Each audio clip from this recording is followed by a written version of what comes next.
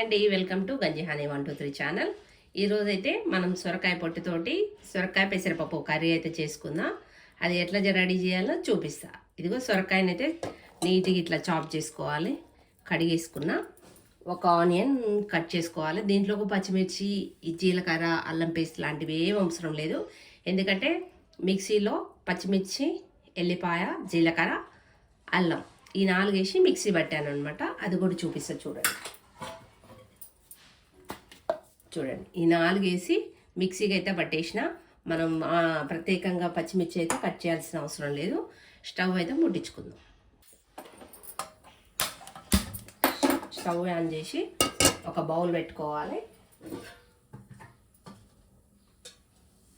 కొంచెం వాటర్ ఉందన్నమాట. అది కొద్దిగా మెల్ట్ అయిన తర్వాత ఆయిల్ వేసుకుందాం. ఆయిల్ అంతా ఇనికిపోయిన తర్వాత ఒక పావు జాలండి. ఎందుకంటే అది పెసరపప్పు ఉడికితేనే మంచి టేస్ట్ వస్తుంది అనమాట. ఆయిల్ ఎక్కువ వేసుకోవద్దు. దీంట్లో పోపు గింజలు లాంటివి ఏమీ వేయనమాట. నేను ఓన్లీ జీలకర్ర మాత్రమే యూజ్ చేస్తాను. చూడండి, జీలకర్ర, ఒక చిటికెడు పసుపు, ఆనియన్స్,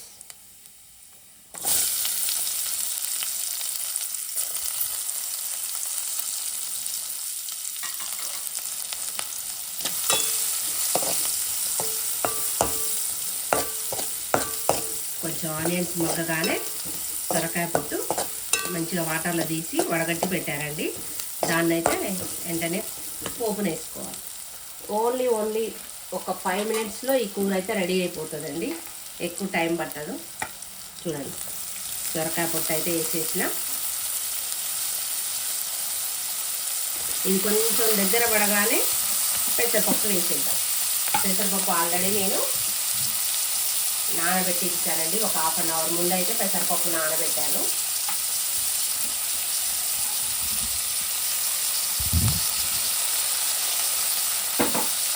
ఇది కొంచెం మగ్గగానే కొంచెం అటు ఇటు పచ్చిపోయేంత వరకు, జస్ట్ అట్లా పచ్చిపోయేంత వరకు ఇట్లా కలుపుకోవాలి.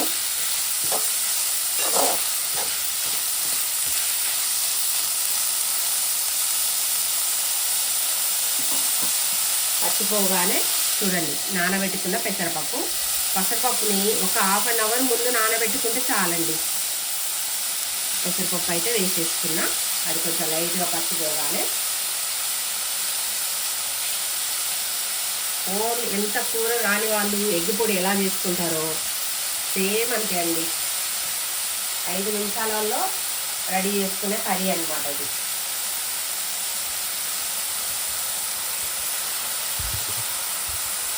దీనికి నీళ్ళు పోయడం అట్లాంటివి ఏం అవసరం లేదు.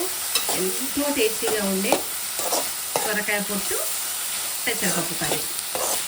కొంచెం ఒక 5 మినిట్స్ మగ్గనిద్దాం. మగ్గగానే కారం వేసేసుకో, మూత పెట్టేద్దాం.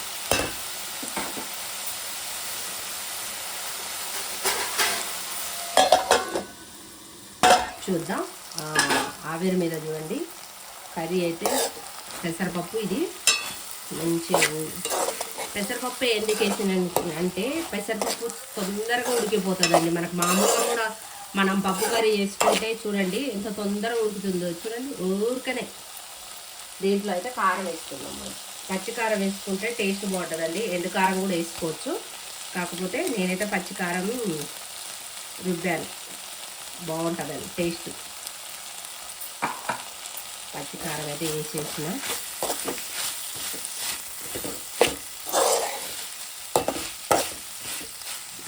ఆవిరితోనే ఉడుకుతుందండి ఈ కర్రీ మాత్రం. నూనె ఎక్కువ వేయాల్సిన అవసరం లేదు, ఫ్రై చేయాల్సిన అవసరం లేదు. అంత కాకపోతే కొంచెం పాలు పోసుకోండి, ఇంకా టేస్ట్ బాగుంటుంది. కాకపోతే చపాతీకి అయితే పాలు పోస్తే తినొచ్చు, కానీ కర్రీలకైతే అంత టేస్ట్ అనిపించదండి అన్నంలకి. అందుకనే అన్నంలకు పాలు పోసుకోవాల్సిన అవసరం లేదు. దీన్ని కొంచెం ఒక్క 2 మినిట్స్ కర్రీ అయితే ఆవిరి పెట్టి ఉడికిచ్చా. చూద్దాం ఒకసారి.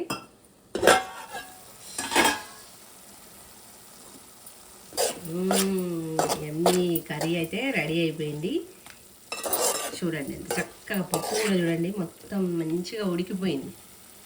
పెసరపప్పు సొరకాయ పట్టు మీరు మాత్రం ఒకసారి ట్రై చేయండి. నేను ఇప్పుడు ఎందుకు ట్రై చేశానంటే నేను చిన్నగా ఉన్నప్పుడు ఈ కర్రీ తిన్నా. నేను మా అత్తయ్య వాళ్ళ ఇంటికి వచ్చిన దగ్గర నుంచి అయితే తినలేదు.